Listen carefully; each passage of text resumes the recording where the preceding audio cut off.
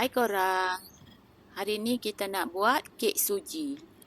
Kek ni menggunakan tepung suji dan cara buatnya sedikit berbeza daripada kek butter yang biasa. Okey, jom tengok resepi dan cara-cara buatnya. 225 gram butter, 100 gram gula. Pukul butter dan gula sehingga putih dan gebu, lebih kurang 2 ke 3 minit. Bersihkan butter yang melekat pada tepi dinding mangkuk supaya dipukul serata. Agak-agak dah cukup kembang dan gebu, kita akan masukkan 5 biji kuning telur. Masukkan telur sebiji-sebiji. Pastikan betul-betul bercampur, baru masukkan telur yang seterusnya. Ulang proses yang sama seterusnya sehinggalah telur habis.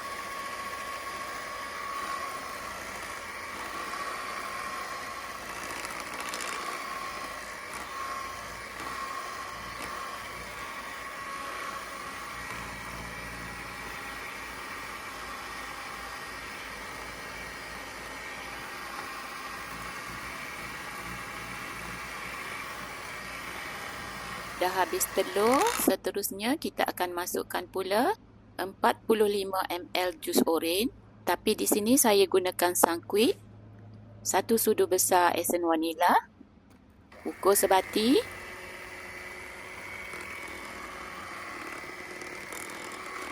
sudah pukul sebati, sekarang kita akan masukkan bahan-bahan kering pula.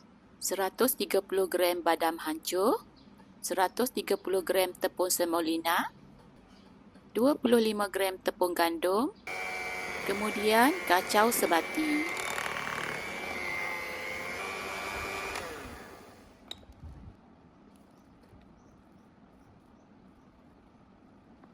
Sudah sebati, sekarang kita akan biarkan adunan selama lebih kurang 1 jam. Tujuannya untuk melembutkan tepung semolina.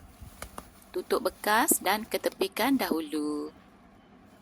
Setelah 50 minit, pukul 3 biji putih telur. Bila telur dah sedikit kembang, masukkan 30 gram gula dan pukul lagi.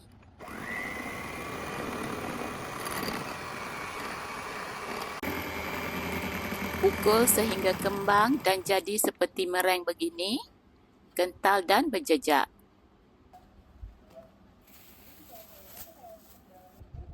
Sekarang masukkan putih telur ke dalam adunan tepung. Masukkan sedikit dahulu, kacau rata. Bila sudah rata, masukkan baki telur yang seterusnya dan kacau sehingga sebati. Bila adunan sudah sebati semuanya, sekarang kita akan masukkan ke dalam loyang. Saya gunakan loyang saiz 7 inci.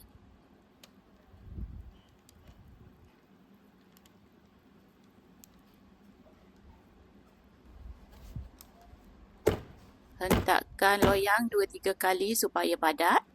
Boleh taburkan sedikit kepingan badam pada atas kek. Ini opsional.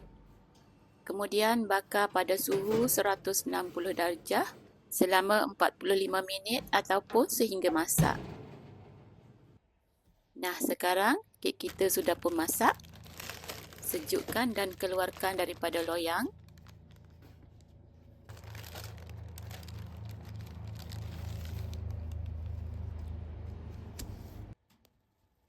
Selamat mencuba dan semoga bermanfaat. Jumpa lagi di video yang seterusnya, kek apa pula yang kita nak buat ya.